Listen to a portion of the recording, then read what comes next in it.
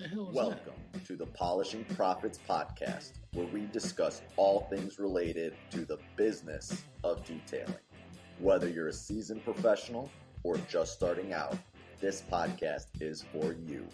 In each episode, we'll cover topics ranging from business management to marketing solutions. Here to help you grow your detailing business, your hosts, Nick and Dustin. All right, what's up? What up? Happy Friday, Dustin. How are we today? Oh man, it's Friday. I almost forgot. Yeah. I almost forgot. You almost Friday. forgot we got a show rocking today. Yeah, man, we got a great show lined up for you guys. Talking a little spring cleaning in the air. Okay. I'm sure everybody's kind of, if you're not already hearing that buzz, it should be right around the corner. And if it's not right around the corner, you might want to reconsider what you're doing for a living, because springtime detailing should be. No, don't throw them under the bus. Spring detailing is where it's at. We print money in the spring. Yeah. You know what? I woke up this morning, sun was shining. I could have put on gym shoes. I put on my boots. I was ready to work today. I felt great. Nice. Great feeling. Yeah, it is. It is. You know, it's exciting. And with spring detailing comes a lot of issues and a lot of problems you have to solve because you're busy, and you got staffing issues in some cases. You got quality issues to keep up with. You have customer relationships to build, to continue building. There are a lot of things that can go wrong when you start to get really, really busy. Yeah. What's going on over at EZN, right? Spring detail starts a little earlier down by you. What's going on down on your side of the neck of the woods? Yeah, it's just that. I mean, marine detailing is, it starts in about early February, and it starts backing up, and people are basically trying to get their boats, serviced, get them cleaned up, get them coated, whatever, getting ready for summer. And so that's where we're at. And, the way that our process works is we bring enough boats in on a Monday that we can get them out by Friday. Yeah. They're all dropped off at the same time. Yeah, we have all the boats drop off on Monday morning, and then they pick up throughout the week once they're ready. Okay. And a lot of them still just wait till Friday to pick up because that's when they need the boat for the weekend. Yeah. Now, that sounds real good until you deal with the staffing issue. That sounds crazy. That sounds nuts. I mean, you got a bunch of boats ready on Monday. You're like, holy crap, we got ourselves a week. We got ourselves a week in front of us. No, that's what we do every week. And then, so if you deal with a staffing issue, somebody gets sick or a crew, is not performing as they should or something like that, and then you start to get backed up, well, those boats just get pushed to the next week. And then you have a domino effect where at some point you have literally, you got to play the catch-up game. And, we're still booked 2 months, 3 months out in marine detailing. And so it's like, you can't push them all. It's a domino effect. Yeah, it really is. You've been promising, they know their week that they're supposed to get detailed. They got that on their schedule, and you bring it in and you got 5 or 6 boats that you've been pushing along all the way, and it starts to snowball on you. But of course, you hate to complain about this kind of stuff, because in December and January, we was complaining about a whole different game. Like, there's a couple less boats getting dropped off on Monday, right? Yeah, I mean, really. So, it's hard to sit here and complain about these kind of things, but it's reality. And then you look at the team, and everybody's dragging her already. Everybody's eyes are red. Everybody's a little tireder, and you're like, okay, this is what we kept, telling everybody. We've been here before. Yeah. We know this is our time to grind. And so you have to you got to put it in. Right now is the time that you earn the hay, Well, over on our side, when we get those, we call it the rainy weeks. You know what I mean? We get those. We get April showers. We get March showers. You know what I mean? Yeah. And that'll slow down business dramatically. It really is building that crew and that trust and saying, hey, look, we're still coming in. We're going to find something to do. Oh, yeah. We're going to take care of you. You know what I mean? And then when it flips, you know what I mean? We need you here. You know Yeah. what I mean? And usually what we do is we try and peek around corners, and we're going to be like, hey, let's just bring in an extra guy, whether we need him or not, to take that load off of everybody. I don't know what he's going to do, but we'll find a spot wherever that week is. Yeah. And that's sort of been our strategy, and we're just trying to make sure that we're ready, and we're on that tidal wave going up right now. Similar. We do the same thing as far as bringing in like temporary help. We tend to hire people, the high school kids that are co-op, or the younger generation, somebody that's just graduated, that's got fresh legs, that's ready to work, that haven't been working out here for 7, 8, 9 years. They come in, they're inspired, they're motivated. So we do the same thing, but here, it's a juggling act, and we all kind of know the uncertainty of our economy right now, of the way it's kind of shifting around. I mean, it hasn't, and I'm very cautious about saying these kind of things because I don't like to give anybody the power of our success, except for us, because I like to be in control of that. Yeah. But there's no question about the economy is shifted a little bit, and sales become harder. And so when we talk about being busy, I don't want to overstaff and complete a bunch of work real fast, and then all of a sudden we go flat in June, and Yeah. we can't, we can't give a detail away. And so it's a juggling act. And I think that's the pressure of ownership, is to always be a little bit thinking a little bit ahead, so that way you don't process all this work within a few months and then, need something to do. Well, and I also think that the hiring dynamic right now, for the first time in a long time, has shifted. You know what I mean? There are a lot of people looking for work. People are looking for jobs. People are looking for jobs. And that's not something that I take lightly. I don't take that for granted. But when you get someone that comes in, you want to make sure that you can give them a place where they can get the hours and respect them, and and where they can work as long as they want to. And when they come in, just give them that respect. You know what I mean? You know what that other side of the coin looks like. Yep. So it's like, hey, let's try and give as many people an opportunity, but like you said, keeping an eye on the business and the bottom line to make sure that it can sustain that type of staff. Yeah, and that's exactly what we do. We watch that very close. We watch our shop rate. We do that daily, and we look at what our shop's producing per hour. That is a metric that tells us, how everybody's performing as a whole, and we watch that extremely closely. And so when we add people in, obviously those hours get divided by the total, and it starts to impact the shop rate, production rate. So we watch that continuously. Only other thing I was thinking about was with the supply and demand, right? Like you said, I know you got your stuff booked out in your certain way, right? For us, we play that weather game pretty significantly because, again, we've got the car wash side of it as well. So when that supply is really high, and I mean supply of what you can pump out, right? Yeah. If you've got a full staff and you're ready to go, it falls on the owner. It falls on me and you, Dustin, to say, hey, okay, what are the customers asking for? And like you said, if it's your external factors that could be affecting your business, what ends up happening is their expectation goes up for the dollars they spend. Absolutely. Right? So they want more for the same amount of dollars. So that becomes a process, issue. That becomes something that, hey, me and you got to figure out, what are we going to do to elevate our service so that they feel that level of service is meeting their expectations. Meeting their expectations. Oh, absolutely. It's a juggling act. And, we just recently went through a whole set of package changes, and we've gone to a good, better, best business model in our packaging. Yeah. I wonder who had that for years. That's awesome. No, listen, I love it. Long time ago, we had the express, the intermediate, and then the full package. And then we changed over to like a maintenance standard. Either basically the good or the best. We didn't have the better in the middle of it. Yeah. And as we found that sales were harder to make and our conversion percentages were dropping down, and then also one of the key factors in this decision was the lack of people coming back for top coats and maintenance wash and things like that because of the cost of that. Okay. So what we implemented was a good, better, best model, and our best service includes the top coats and the quarterly washes for free. So we basically baked in the cost of it. So if you buy our 5-year ceramic automotive package, you're paying for the top coats and the quarterly washes up front. So they're free for the next 5 years, but you're paying for them for the next 5. Okay. And which is amazing, because now if they don't come back, well, that's no problem. We're not chasing that dollar. We already got that dollar. Plus, they're highly motivated to come back because it's free and they get a free detail. So we changed cash flow issues. We got cash on the front side of things now. We have incentivized our customers to come back because it's free. Plus, it also opened the door for a 1 year. So now we offer a 1 year where there is none of that stuff needed.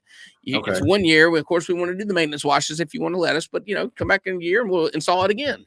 Yeah. And there's no implied warranty with that. And that's another one of those things that have really helped us. So switching over to that mindset and that kind of that framework within our packages has really proven to be a much easier sell and has changed the game I think for that'd us. be a good show. I think that'd be a good show to sort of dive into that a little bit, the methodology Mhm. of both of our pricing menus and seeing why mine is better than yours, and and going from there. Yeah, exactly, You know? exactly. I mean, listen, and everybody's got their own thing that works for them. I mean, Yeah. one thing that I would say to everybody, and I see a lot of packages and pricing and with Detail Bookie, is that they're overcomplicated and there's too many options. Yep. How 100%. the 1, 2, 3, 4, 5 year codings, and then you got all these options and all this stuff. You're overcomplicating it, and it makes it hard for your customer to understand what they need. Yep. And so, like, if we are very simple in that there's 3 packages, good, better, best, and literally they're called that. Like, our standard with seals good, our standard with 1 year is better, and, Yeah. and it's it literally says good, better, best outside it. And we wanted that to be definitive. We wanted our customer to understand that. So, but all that was all that was done before spring. Yeah. Those things were Planning and anticipating and knowing what was coming in the spring, and that's how you're supposed to do it. That's good. Yep. And I'll tell you another thing that we're focusing on is retention too. So as we Okay. start to process these customers, like this is our time where we see a lot of customers. We know in November and December it's going to be slow. So the work that we put in right now in retention efforts, what I mean by that is following up after the sale. We're going to make a lot of sales over the next 6 months or 5 months, whatever. Every sale that we make is an opportunity for a future sale. So the work that we put in right now in the communication there immediately after will help us fill the schedule up in November and December and January, because those efforts are going to be put in place now. You can't wait till November, December to January and say, I'm going to call a guy back from February and he had his boat detail and just check in on him. No, we're going to call him March, April, May, June, July, and we're going to nudge him until he brings us some more work. And then hopefully that will backfill the schedule later on. Let's try and think about, so if you're that smaller detail shop, right, and you're hitting this spring rush, right? Yep. What are some of those things you think are top priority to be like, listen, you should do this, you should think about this, on a smaller scale, even maybe just a mobile unit. You know what I mean? What are some of those things that come to mind for you? So for me, it's making sure that those customers are in a system that you're going to communicate there after the sale. Like what happens is everybody gets busy and nobody does the things that they need to do. And then in November, they're going to look around and busy. Yeah. Yeah. And then in November, you wake up, you're like, holy shit, I have nothing going on. I should probably talk to some of my customers. Yeah. If you put those things in place, every detail you do today, tomorrow, the next day, those names should be going into at minimum a spreadsheet or some software that's going to continuously follow up, not annoy the shit out of them, but remind them and nudge them that you're here. You're not always asking for the sale. You're just reminding them that you're there along the way. And those efforts will turn into dollars in the slow time. Now, if you don't have a CRM or you don't have that system in place yet, it's difficult to implement that when you're busy. Is that fair to say? Oh, 100%. 100%. That's why it doesn't get done. Yeah. What I would say on the contrary is if you're able to, when you're busy, put into a simple marketing effort, whether that's an email blast, whether that's, whatever it may be for you, the Facebook, that this is the time to put that extra effort for that marketing. Yes. Right? Yes. If you're able to, and sort of see what processes work for your business. Yeah, this isn't a time to pull off of marketing or pull back and just go back to work. Because what happens when you do that, you lose ground, you lose traction, and then you got to reestablish that traction. And when you do that to a smaller market in the slow time, it's hard to get that same kind of attention. Right now, you're getting attention because everybody's interested in detailing. Now's the time to tell your story, whether they do business with you or not, or you're too backed up, or you can't get to them or whatnot. They remember that. And then, in September and October, November, they've already been used to dealing with you or interacting with you, and they see your stuff coming along, and they're more apt to do business with you. Well, the one thing that comes to mind is like a roller coaster, right? Detailing in general is going to have those really high peaks and really low valleys, right?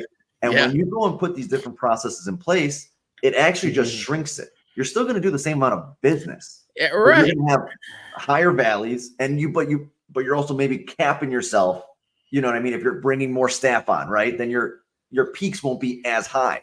Correct. Yeah, we're trying to level off. Like we're trying to keep that consistent. Inbound. I mean, look, and that sounds real good. Why do you want that? Tell the audience why you want that, because Dustin. it helps me sleep at night. Right? Yeah. You want what every Budgeting is every much business owner- easier. Yeah, if I know how much money's coming in a Yeah. week. You want that peace. You want that peace to know, like, look, I know what's coming in. Yeah. That's why whenever I talk with young detailers, I'm like, if in your business, if you don't have a recurring revenue service, right? If you're not selling a monthly maintenance to all your if you're mobile, right? Monthly maintenance, it charges them whether they book it or not, right? Yep. If you're not trying to implement some type of recurring maintenance where you've got that cash flow every month, then you're doing yourself a disservice. Absolutely. There's so much value in recurring business because you can count on it. You can bank on it. You can pay your bills on it. You can budget on it. It's no different than why people leave entrepreneurship and go get a job.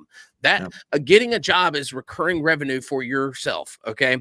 So when you build into a system that generates recurring revenue for your business, that's where the peace of mind comes from. You're not wondering, scratching your head going, how much are we going to make this week? Hey, we know we got a minimum of $2,000 coming in this week through recurring revenue.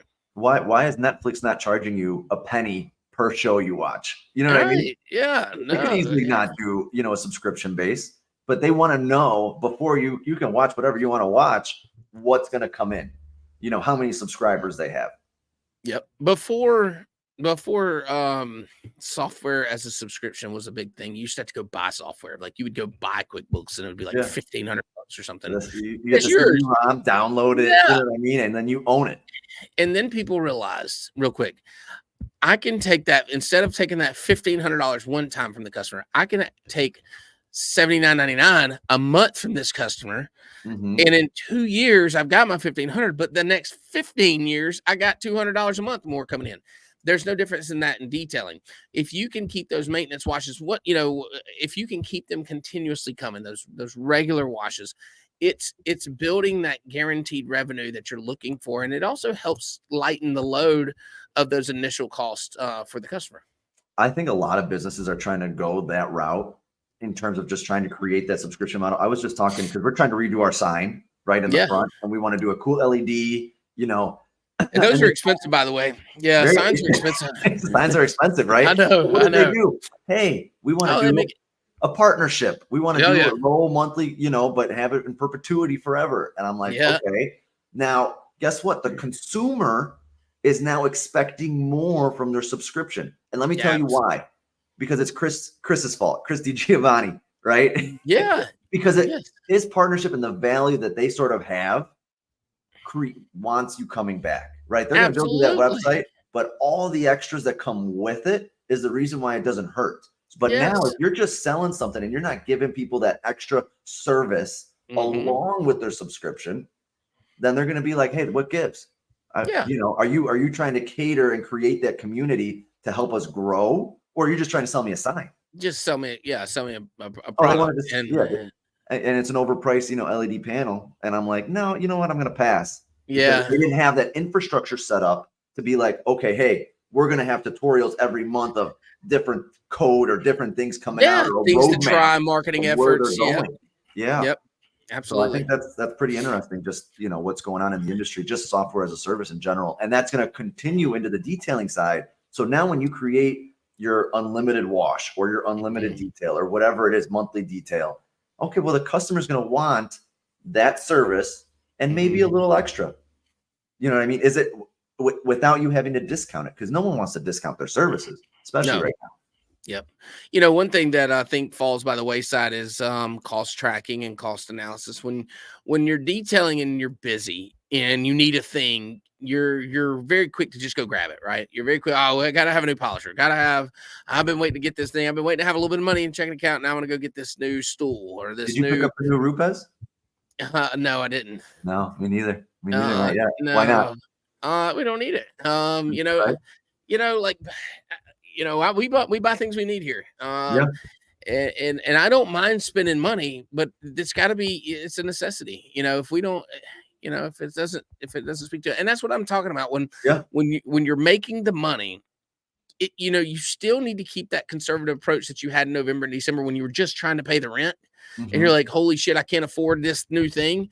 Well, you didn't have to have that new thing then and you were doing just fine. Chances are you don't have to have that new thing right now and you'll be just fine. Make the dollars that you spend go make you money. Make sure that the dollars that you're spending turn into more dollars and not just an item on the shelf. And that's the main thing. And so when you're busy like this is the time that everybody gets lackadaisy and starts buying all the things that they don't need. And but be conscious of that. Be conscious of your costs. Understand the percentage of the dollar that you need to hang on to. So that way, when it does get into October, November, December, and it's looking bare, you have a little bit saved up because you were conservative back when you were making your money. But I to your point of making that money make more money, right? Mm-hmm. And whether you go look into those different verticals of tint, Aegis, right? There's so many different things you can look into to be like, okay, I'm going to invest my money and time when I'm busy into this, knowing I might not even start that segment of my business till Absolutely. later. Yeah. Or do this, pay for those trainings now and wait and schedule them for later when you have time. Yeah. So like, don't sacrifice your income right now. And I'm sure not trying to talk to you about going to training next week or anything like that. But go ahead and prepay for a training, set your money aside for it. And then when things do slow down, there's usually a slowdown in July or something like that. And then, of course, in, October, November, December, whatever, use that time to train, but you can't hardly pay for it then because every dollar that you make needs to go towards rent, Well, you get a wave of business in the spring, but you also get a wave of new detailers, in your area. Yeah. Dustin's eyes just lit up, right? Like this is the time when a lot of people to come out of the woodwork. Maybe they're starting a new shop. Maybe they're, they're coming into the area. They're moving. It's a very interesting time of the year for detailers starting off. And I think go ahead.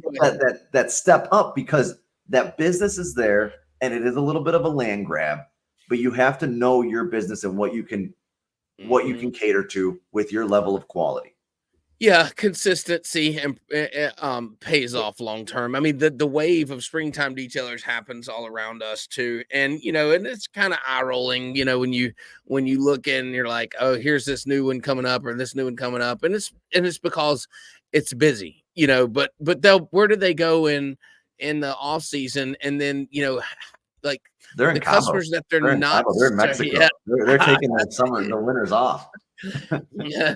They're selling more than detailing. But like where do they, where are they at? And then so the customers that use those, detailers, and we look sometimes. I mean, like we have to direct people to those guys. That doesn't bother me, but the customers should remember who's there to serve them when it's not the most fun time to detail. In November when we can't, when we're struggling to pay the rent, quote unquote. But we're here as a team and we're providing that same service that we did for you in March or April.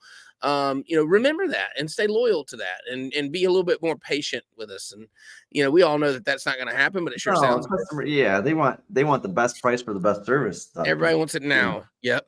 Right. Yep. For sure. Oh God. What, we got a comment or something? Uh-oh. Drop it in there.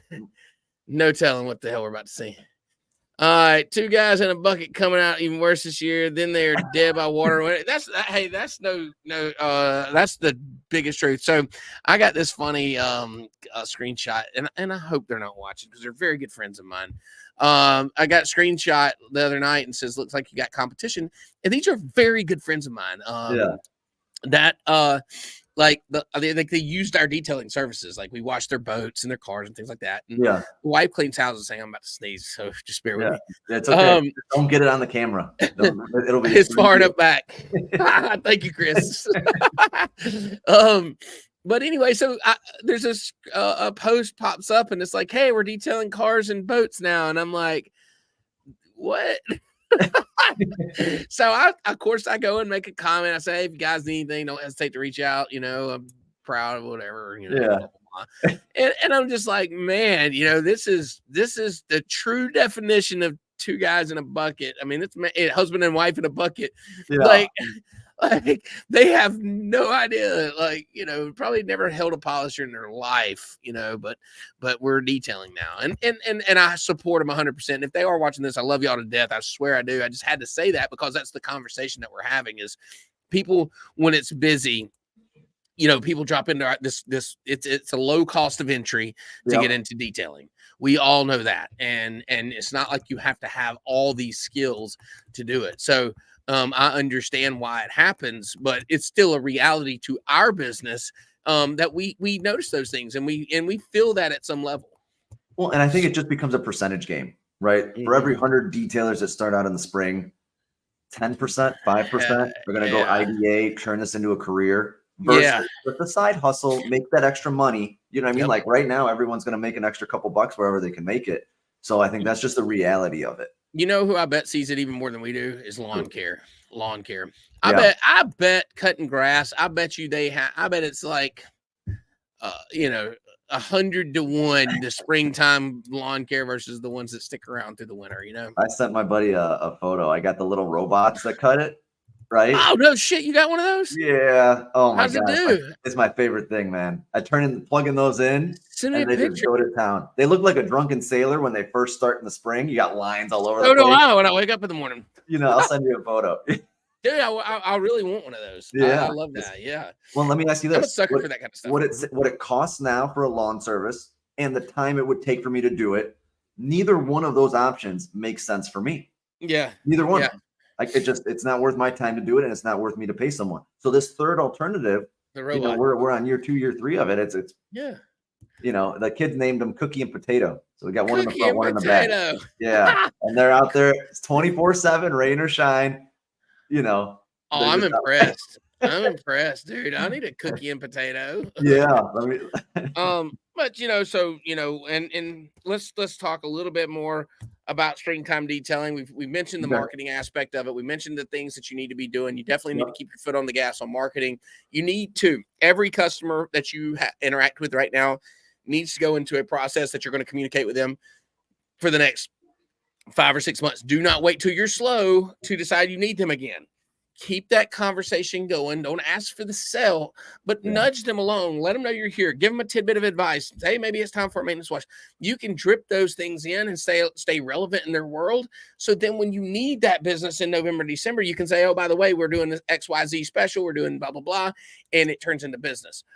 So making sure that you have something like that set in place and don't go blow your money. You know, as you're making money, as revenue's up, hang on to it. Because I can tell you right now, you would be blown away by the people that struggle to pay a subscription, monthly subscription of $100 or less in the slow time because they blew their money in the spring, you know, and that's sad if you can't scrape up, you know, $100 or less to pay a subscription that's going to do a thing for your business because you blew all your money in the springtime. Now, my thing is a little contrary. Spend your money, invest in your business, hire. Right now, if you've got that business and it's knocking down your door, grow. Yeah. When it can't grow when it's slow, man. You want to talk about having bills and having to pay rent, and you're like, oh, I really want to grow. I wish I had that extra person. Grow when that money's coming in. Bring in that extra person so that you're able to do what you got to do to get it to that next level. You know what I mean? Whether that's adding a van, whether that's, you know, adding a service in your shop. You know, bringing in that extra person when it's busy, when the doors are, you know, getting knocked down for detail, ceramics, whatever it is. This is the time I would say to bring in that extra person. Yeah, and just don't be naive. Don't be naive to think that this is the new norm for the next, 10 years. Like, you have to understand that this industry is seasonal. And yes, we detail all winter long. And yes, we detail boats all winter long. We just don't do near the amount. And people aren't willing to spend the near the amount of money on their boat in November when they're not going to use it for 4 months and they're trying to buy Christmas. Yeah. Then they're going to spend in February or March when they know they're fixing to hit the boat on the spring break. Like, think about it, put yourself in their position. So, making sure that you are doing the right things when you're busy to survive that slow time. So, you never really get to sit around and just bask in the glory of great business. There's always something to stress on. But you got to, simply put, just freaking enjoy it. You know what I mean? This roller coaster, this business that we're in, Dustin, it's so much fun. I have such a good time watching. Look at him. I'm exhausted. Enjoy it. I have if you're not having a freaking good time, doing good service for good people, man, you're not in the right business. That's the truth, man. We do have to take a moment and realize what all's going on and be appreciative of that. I am probably guilty of not doing that near enough. Okay, I was in a meeting a minute ago, and we got some really good news about our retail store where it was up a nice percentage, and then we're in a league all on our own on that growth in retail world, because most retail businesses are down this year, and we're up significantly. And so it was a moment of elation. And I told the girls that were in the meeting, I said, this is a testament to your hard work, and pat yourselves on the back and take a moment to take that in. And not go, well, how do we do the next thing? Take a moment to just be appreciative of that. And detailers should do the same thing. But, take a moment to appreciate all the phone calls coming in and the prices that you're giving out and the jobs that you're scheduling. Celebrate those wins along the way.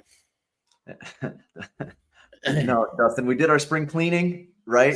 Spring cleaning episode complete. Spring has sprung. Man, I'm ready to get to work today. Hopefully everyone else is having a great Friday out there. Absolutely. Today, Dustin?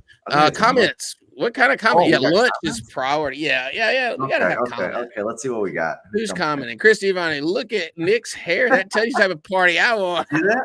Look at that. I'm growing it out, man. Dude, it's looking good, man. Appreciate that.